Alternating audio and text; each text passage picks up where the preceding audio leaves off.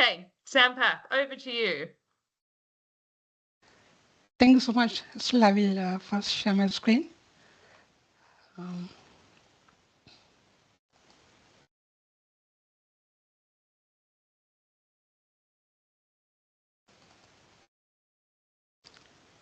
Yeah, can you see my screen? Yes, we can. Yeah. Okay. So, shall I start the presentation? Yeah, go for it. Thank you so much. So, as I gave my introductions about myself, so my name is Sampath, and currently I'm doing my PhD at Lathrop and in the field of robotics. So, simply says my research project is to design a robotic platform to assess the manhole within quick time. So, my supervisors are Robert Ross and the Alex Strum. These presentations, I would like to discuss about the introduction to the research study and several concrete condition assessments methods and the recently developed robotic platforms, and I will explain those things in briefly rather than go in detail.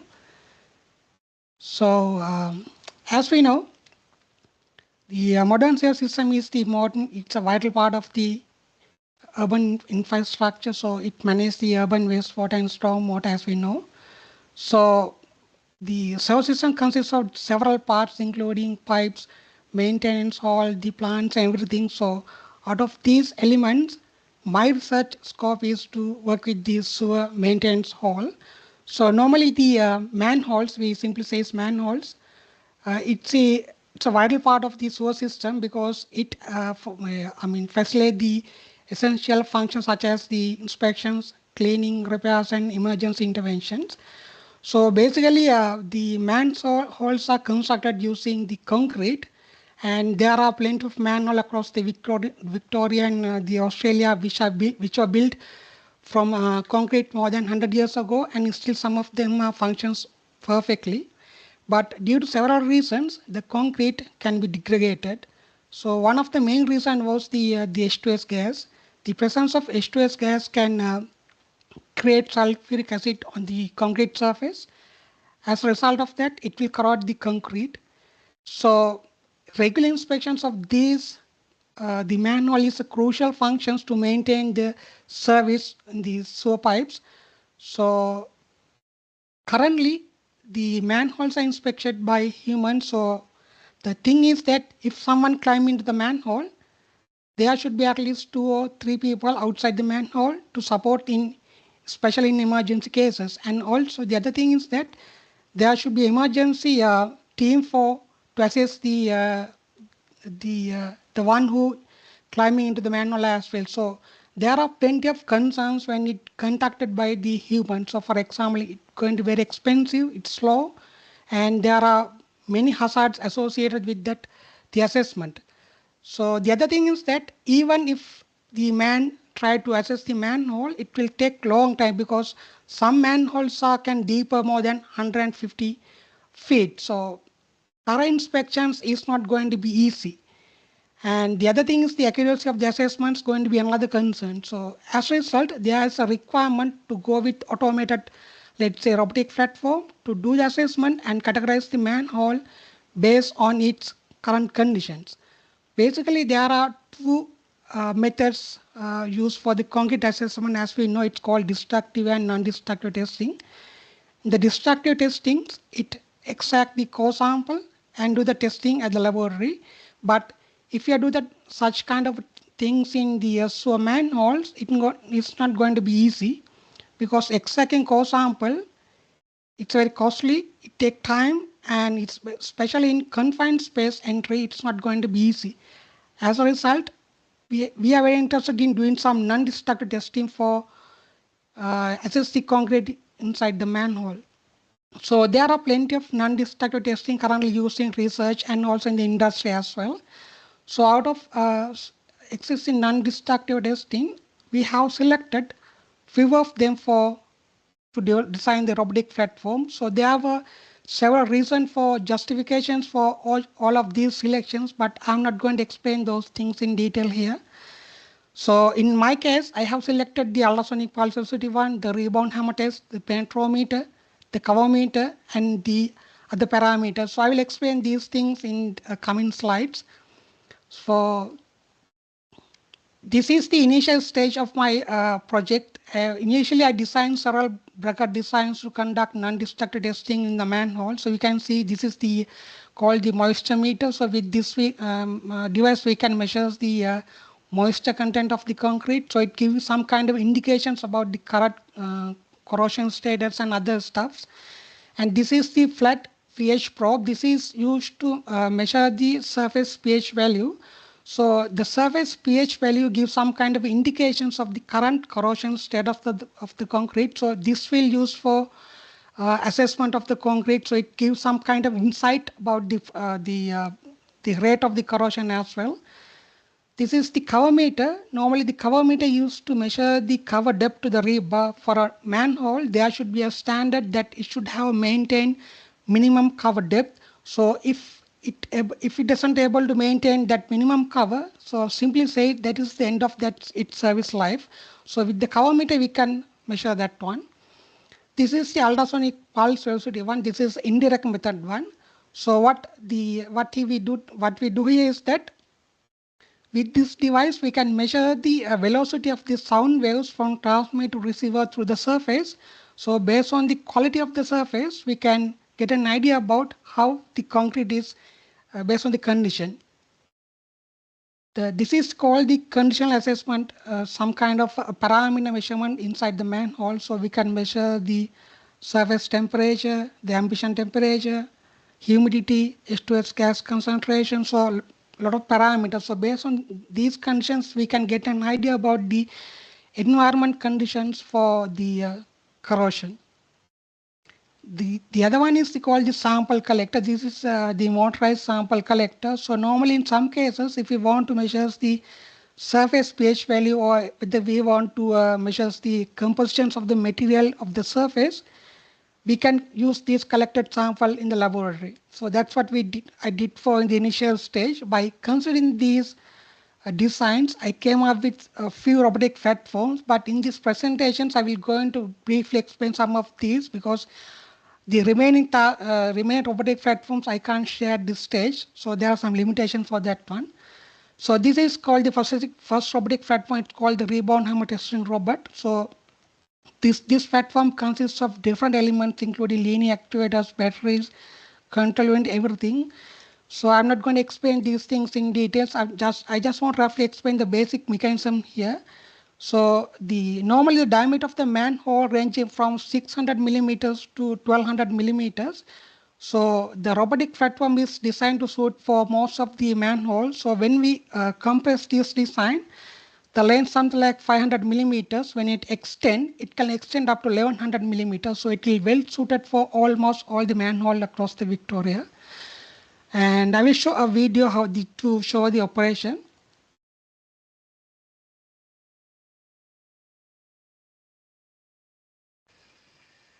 So this is a recently tested that we did in the Northcote. First, the base frame is extended up to it contact the firm connection with the surface, and it will automatically stop when it has the connections. After that, the rebound hammer will move forward until it hit the surface.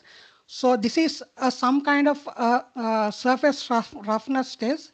So based on the rebound hammer, we can get an idea about how the concrete compressive strength can be correlated with the rebound number. So there's app to remotely measure that one as well.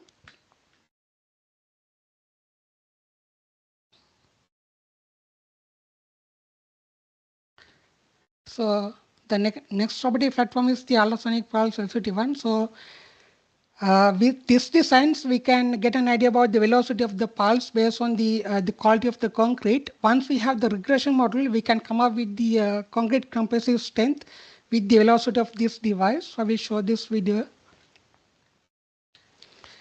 In here, we will place this robotic platform in vertical directions, and when we extend the base frame, we will use this ultrasonic pulse velocity one to measure the velocity across the surface.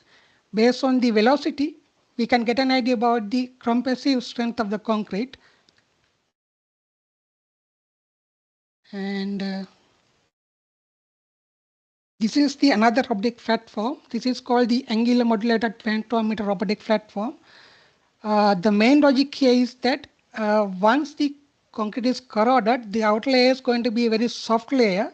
So with this pantograph testing, we can get an idea about the penetration and the corroded area. This is the initial version of the pantograph design. I will show the video to explain the operation. So you can see in here, there's a load cell and the sensor for that one.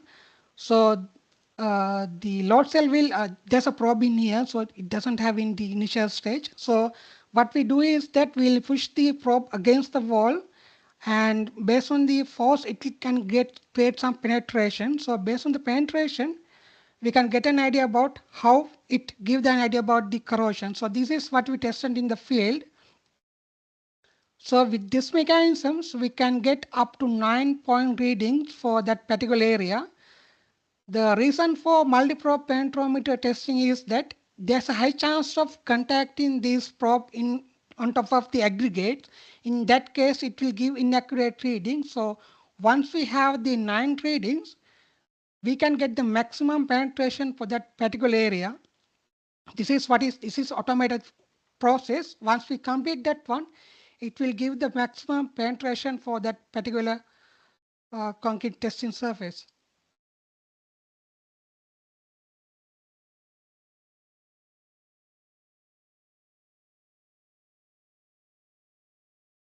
And once we study the operations, we come up with the novel version of this pantograph design. This is called the multi-probe pantograph robotic platform. So in here, we have a total of 8 probes, 4 from each side. With these mechanisms, what we can do is that we can first measure the visible diameter of the manhole, and we can also measure the effective diameter of the manhole. The effective diameter means that we can measure the diameter of the manhole without the corroded concrete layer, because in some cases, normally in the industry currently they use the laser profiling to measure the diameter of the manhole, but that measurements consists of the corroded concrete layer. But with these mechanisms, we can measure both the corroded layer and without the corroded layer. So that's going to be the novel designs completely. So you can see first what it does is that first it extends the base frame to contact with the surface. Then it will rotate across the manhole, and it can go for up to 360 degrees rotations and do the measurement for the visible diameter and the effective diameter. This is the basic mechanism. So it can rotate across the manhole.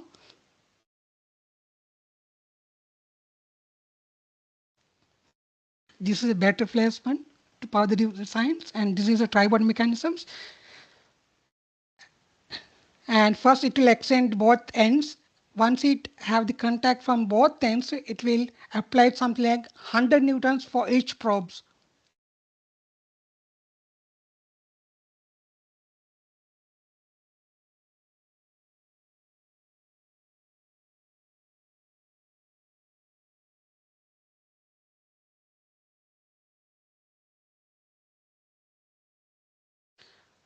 So in here there are plenty of elements inside this the designs, but I can't show at this moment. So sorry for that one.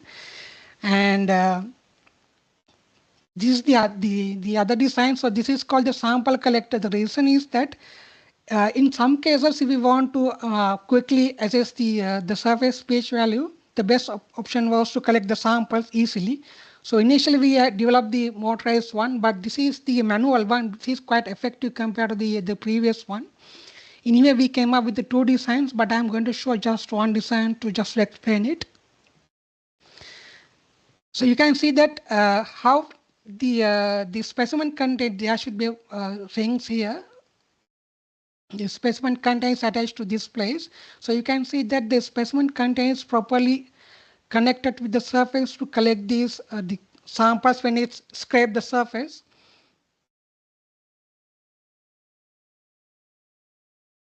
So this is the real situation. So you can see that how we collect the sample easily. This is quite very easy designs and very convenient compared to the MOSFET sample collector. And so there are other stuff that I have shared, but at this moment, this is the allowed thing that I can share with the team. And yeah, that's the end of the presentations. And if you have It's questions, you can amazing. ask. Thanks, Sampath. That's so cool. I love them. That's so interesting. Thank you so Did much. anyone in the team have any questions for Sampath? No? Oh, Kaveh. Hi, Kaveh. How are you? Hi, Haris. Sorry for coming with delay because I don't know why I'm waiting 15 minutes to join into the meeting. I don't know why. And thank you, Sampath, because for your amazing project combination with structure, civil engineering, and robotic. I want to know about the only target of this project is manholes structures. Yeah. Yeah, yes, Kavish. Yeah. I know that in many cities we have a problem when wants to monitor underground tunnels. Do you have any ideas about using these robots to searching and go through the long underground tunnels, water tunnels, to investigate and monitor the cracks, corrosions, and everything? Because most of the time these tunnels built under the houses, under the city, and no one can monitor the health, how healthy of these concretes and these structures. Because most of the time full of water and it's very dangerous go through them. And most of these structures built 50 years ago, 100 years ago, and at that time they don't have any plan for monitoring these structures. Do you have any suggestion or idea using these robots and monitoring? Because I saw you add a camera on that robots, and maybe they're so useful for these targets. Thank you so much, Kavish, for the explanation. Yeah, it's correct. So what I'm going to do is that first we will come up with the variety of non-destructive testings, and we will come up with a methodology for that one. So as we explained, so our next step is to use the robotic platform to do the inspections at the sewer pipes. So the sewer pipes we will go the same things, but uh, at this stage we are going for to optimize the sensors, the operations, everything. Once we have come up with the perfect methodology and everything, we can easily implement those things in the scenario that we explained. For example, with this mechanism we can measure the presence of cracks, the crack depth, the concrete compressive strength, and the durability test. And there are other robotic platform, I'm still working with that one. So for example, the Sondre method, so I'm working with that one currently. So by collaborations, all these stuffs, we can easily implement those things for under-tunnel inspections and sewer pipes. So that's the next part of my research. Oh, so cool. Thank you. Thank you so much, guys. Any other questions for anyone? Could I just add quickly, I think we had a community of practice on that topic last year about robotic sewer maintenance. So I can share the link to the recording in the chat box if anyone wants to check it out. Yeah, that'd be great. Thanks, Natalie. Okay, cool. Well, thank you so much, Sampath. That's so cool. My pleasure. I appreciate you being the first to present. Now that we have Kaveh, would you like to share with us your presentation? Yep. Thank you very much to give me this chance to share my research with you. All of you, let me share my screen. Yeah. Do you have my screen? Yep. Yes. Yeah, we now have the presentation. Yes, my name is Kaveh Huchani. I'm second year PhD students from Macquarie University, and we are working in SmartCrete CRC. And my professor, main professor is Professor Ruzba Abbasi, and my co-supervisors are Professor Mohsen Asadnia and Dr. Golnaz Alipur. As some of you knows, I'm working on concrete pavement. The topic of my project is modeling crack propagation in concrete pavements. As you know, we face two vast transportation network in NSW and Australia. All these networks need maintenance and repairing, so you know that is so costly. Because of that, we want to find a method to reduce the maintenance cost. And because of that, my project have two important objects. First, find a comprehensive data set of concrete pavement condition. And second, find the optimum model of crack propagation in concrete pavement. In this ways, we can find when and where we face the cracks, and we can predict the future cracks. In this way, we can have a time, we can depict a plan for that failures, so we can reduce maintenance cost. My project have three important sections. First is crack creation factors. We have to know about and have better understanding about crack creation factors. Then we need to collect information. We have many data collection methods, and we need a lot of information about the concrete pavement conditions. And then with the aid of that information, we use machine learning models to find very optimum modeling for predicting cracks and predicting the failures. First step, we want to know better about the crack creation factors. One of the factors is cyclic loads. Repeated traffic loads create initial cracks. Another factor is temperature, thermal expansion and contraction, and for example, freezing and thaw cyclics. You can see the inside of the concrete. We have water in some holes and porous place. Some of these holes fill with water and with related to the environmental condition, maybe expansion and create tension on our matrix, on our concrete. Another factor is humidity.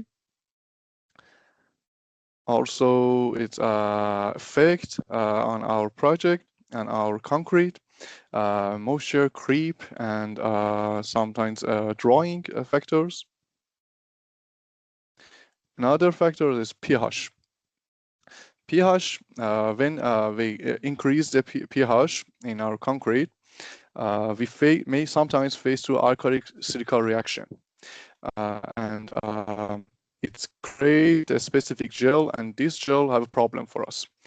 In concrete matrix, when we have a moisture, already we have moisture, when we have reactive silica, maybe some reactive aggregates, and cement have alkalic reactions, all of them with the temperature create this specific gel. You can see FESEM pictures, photos here. We can see the specific gel, these red boundaries. This gel create, and after the face to the moisture, expanded and create the initial cracks. Now we know about some most important crack creation factors, so we need to evaluate them and collect data. Data collection have four important methods.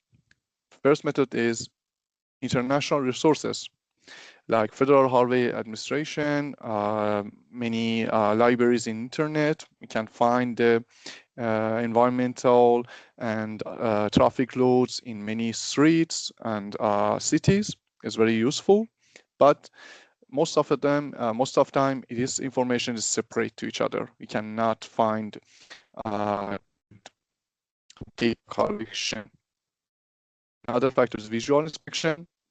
Very easy. We can use drones, we can use cars, and also naked eye is very easy and cheap, but unfortunately just focus on the surface of concrete. In this way, we can just see the cracks when it happens. Another method is sensors. Sensors is more complicated, specifically in the method you use them. But embedded sensors helps you to know what happened really through the concrete, and we aware when the first cracks happens, and we can have a plan for them. For example, in this paper, use acoustic sensors, get information from the cracks, and use machine learning model, for example. Also, I use piezoelectric sensors and piezoresistive sensors through the bending samples, put them under the UTM machines, and collect a lot of information about the loads as a traffic loads.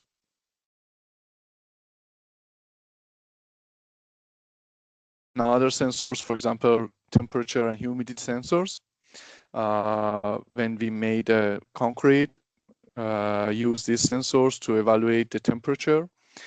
For example, we know that during the day, at morning, midday, at night, we have a different kind of temperature and humidity on our pavements. So we can simulate them in the laboratory and evaluate them.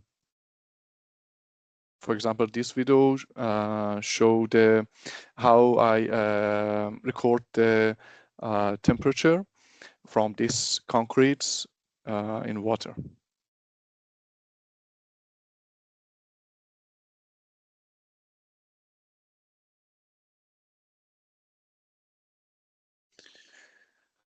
These concretes on their 7 days, and as you see, the temperature makes sense.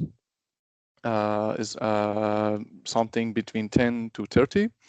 And do you know why the humidity is 0 and doesn't work? It's because of the fact that, unfortunately, at that experiment, I forgot to seal the sensors. Because of that, it just showed the temperature, and already humidity sensor is failed. So if you want to evaluate the temperature and humidity sensor and use that kind of the sensors, be sure about this seal, because in this way you lose a lot of information. Yep. Another method is simulation method. We can use the softwares and I use finite element methods to simulate the concrete, simulate the pavement. But the only thing is that you have to have a verification. You have to verify your information with experimental part and with sensors. For example, in this research, have some simulations, and they verified this results with the experiment and with these sensors. There's a simulation part, for example, I simulate the beam. Is a finite element results, the equivalent stress and the total deformation up, and the equivalent stress is down. And then you have to verify with experiment. For example, put your sample through the environmental chamber and humidity chamber, increase the temperature and humidity in different degrees, and then put them at the UTM machine and evaluate the stress and compare them with the simulation.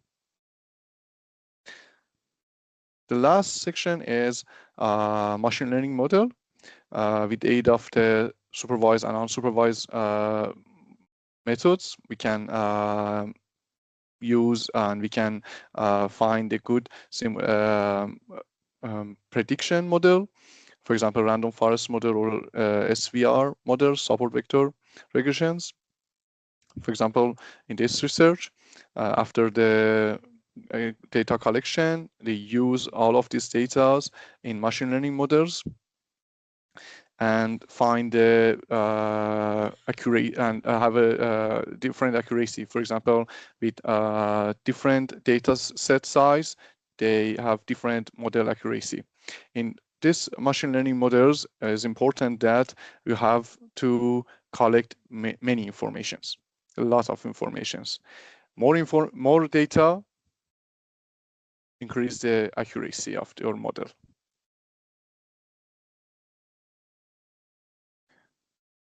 And that's it. Is orally is about my research, and I'm here to listen to your questions. If you have any question, I'm here to answer it. Thank you very much. Amazing. That was a great presentation. The in and out, the going into the little sections actually was incredible. That is some skill on presentations. Does anyone have any questions? Yes, I may ask my question. Thank you. Thanks, Kaveh. That was very interesting to me. Thank you, just regarding the data set you collected for prediction, I noticed you collected around 4,000 data around pavement. Am I right? No, it's about the paper. It's not my own work. Yes, I know. Yeah. All of them regards concrete or asphalt pavement. And I know there are different parameters influencing the performance of concrete or asphalt pavement. Yep. And how do you introduce the parameters to your model to have high accuracy? Yes, good question. Now I'm in the data collection section in my project, and after I think 5 months later, I go through my machine learning model.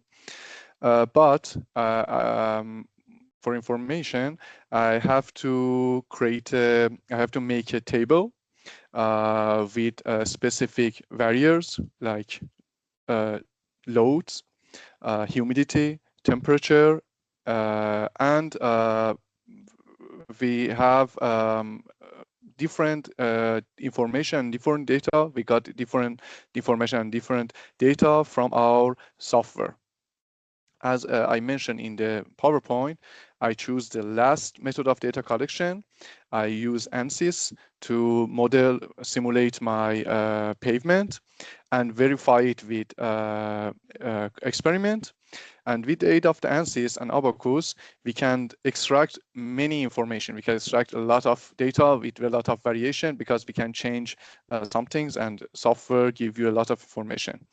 And with all of this information, we can fill our table with a lot of rows. And also now we have many data with 3 or 4 variation: humidity, load, and temperature, and maybe pH. pH is electrical critically. So we put all of this information as an input of our machine learning model, and related to which kind of the machine learning model, we suppose that the prediction, or we suppose that the answer of this machine learning model. Thank you. So you first generate your data and then introduce it to your machine learning model. Yeah, thank you. Yeah, of course, because of the fact that if we want to experiment, if we want to do experiment for all of that information, it takes a lot of time.